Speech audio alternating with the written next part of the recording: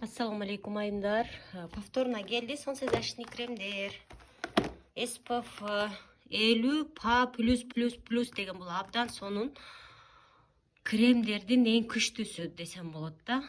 40 градуска чейин жана күн ысыган маалда аябай колдонсоңуздар болот. Биринчи солнцезащитный кремди колдонуп, анан кийин тоналканы колдоносуздар. Бул солнцезащитный кремдин айырмасы эмнеде?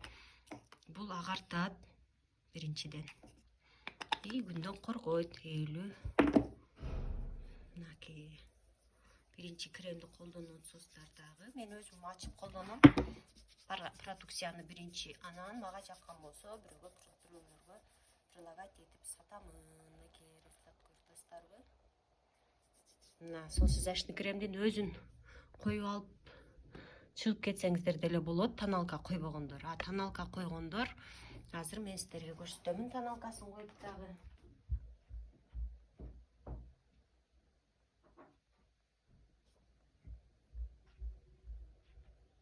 Повторно заказ кылгандарга тоналка заказ кылып берем. Кимге керек болсо айтыңыздар. 30 мг. Бул тоналка жанагындай немеге жокпайт, кийимге жокпай турган тоналка. Мынакей солнцезащитный кремден кийин койдум, аябай көп коюп алдым. Бир аз эле коюш керек негизи. Көп койдум.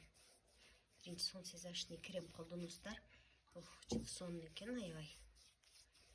Анан могу тоналканы караңыздар, сиңип кетти.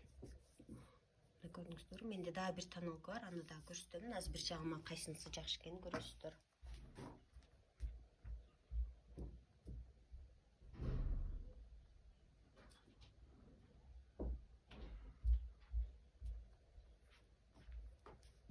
Мынакей муну караңыздар, сонун болуп сиңип кетти. Колубуз апапак болуп калды, көрдүңүздөрбү? Мына салыштырыңыздар. Кийимге дагы жокпайт. Анан кандай кылып сиздерге ачып көрсөтсөм экен. Кийимге жокпайт. Например, мондай мен BB кремим бар эле, мурда калган. Буну вообще ачылганда неудобный. Мындай болуп сыгылбайт дагы. Анан койгонумда кийимге чыгып кетет экен. Аябай. Караң, сиңип кетти, аппакай болуп сонун болуп калды.